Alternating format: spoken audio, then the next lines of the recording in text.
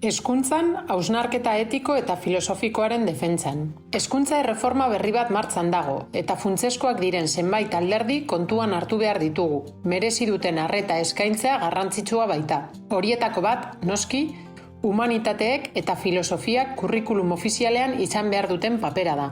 Filosofiako irakasleek, Espainiako filosofia sareak igorritako ohar baten bidez, gogorarazi dute beharrezkoa dela filosofia. Bai batxilergoko 2 mailetan, bai DBH lauko mailan, derrigorrezko irakasgaia izatera bueltatzea. Aldarrikapen hori egin izan dute LOMCek batxilergoko 2. mailako filosofiaren historia aukerako ikasgai eta DBH lauko etika erlijioaren alternatiba bihurtu zituenetik, naiz eta aukera hori DBH osora zabaldu.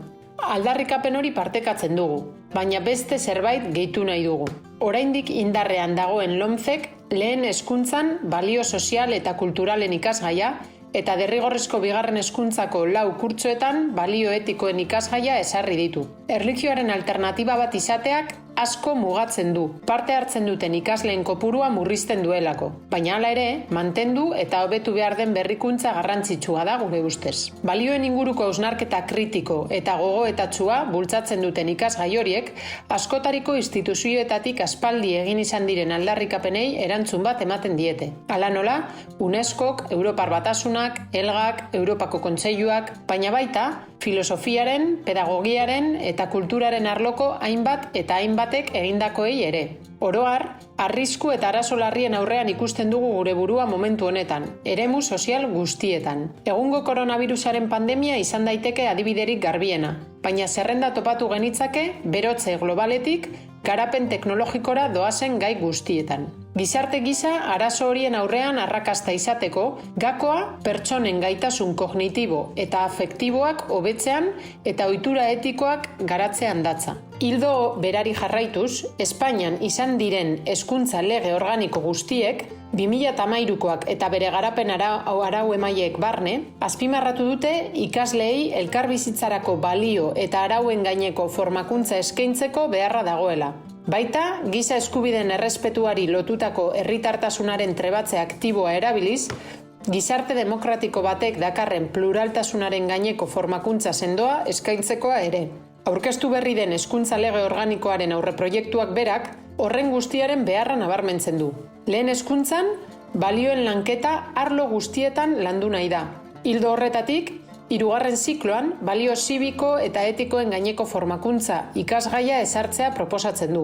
Horri jarraituz, zehazten da, derrigorrezko 2. hezkuntzako maila batean, ikasleek balio zibiko eta etikoen inguruko ikasgai bat egin beharko dutela, gogo eta etikoan arreta berezia jarriko duena.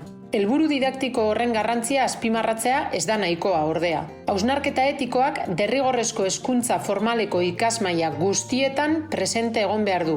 Ikasgai konkretu gisa. Beharrezkoak dituen orduak eskainiz eta egiteko aurrera eramateko formakuntza duten irakasleen esku jarriz. Horixe da ikasleei konpetentzia erabakigarri hauetan behar duten formakuntza emateko modua. Argi dago, hausnarketa etikoak arlo guztietan egon behar duela. Eskola ibilbide guztian zehar alegia. Baina eremu zehatz baten beharra du, eta ez da nahikoa zeharkako gai gisa jorratzea. Haurretan eraberen filosofia egiteko proposamen konkretuen eskaintza zabalak, eta horien garapen eta zabalkundeak, ikasgelan hausnarketa etikorako gaitasuna landu eta hobetzeko aukera benetakoa dela erakutsi du. Dagoeneko, helburu horiek lortzen direla erakusten dute 100 ikerketa daude. 3-5 urte bitarteko neska mutilak ikasgeletan elkarrizketa filosofikoa landuz, subjektu etiko hausnartzaile gisa hezten dira. Neska mutilekin filosofia egiteko proposamen horretatik eta antzeko beste batzuetatik, material didaktiko baliotsu eta kontrastatuak sortu dira.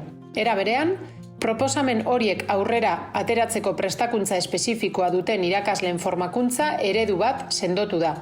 Eta hezkuntza ikerketen bidez, proposamenen bideragarritasuna eta hauen eragin positiboak egiaztatu dira. Esan bezala beraz, filosofiak, hausnarketa etikoan eta etikari lotutako bestelako arazo filosofikoetan zentratua, derrigorrezko hezkuntza formaleko maila guztietan egon beharko luke. Baina era berean, egon behar luke derrigorrezkoa ez den hezkuntza formaleko gainerako mailetan ere, batxilergoan eta lanbide heziketan, hurrenez hurren. Izan ere, pertsonen heldutasuna garatzeko prozesuak jarraitu egiten baitu nerabezaroan eta gaztaroaren lehen urteetan. Hori guztia dela eta, ondorengoa eskatzen dugu. Bat, balioen ikasgaia hausnarketa etikoan zentratua, derrigorrezko hezkuntzako maila guztietan presente egotea, eta aurrezkuntzako bigarren zikloan eta lanbide heziketako oinarrizko zikloan sartzea. Bi, lehen hezkuntzan lanean ari diren irakasleei etikarako heziketan formakuntza egokia eskaintzea. Lehentasunezko lekua eskainiz honi irakasleen prestakuntza jarraituen planetan. 3. Bigarren hezkuntzan lanean ari diren filosofia irakasleek hartzea arlo horren ardura. Derrigorrezko bigarren hezkuntzako 4 urteetan balio edo etika irakasgaietan. Eta filosofia eta filosofiaren historia ikasgaietan hurrengo 2 urteetan. 4. Goi-mailako ikasketetan, etikaren heziketaren gaineko formakuntza ematea, haur eta lehen hezkuntzako graduetan.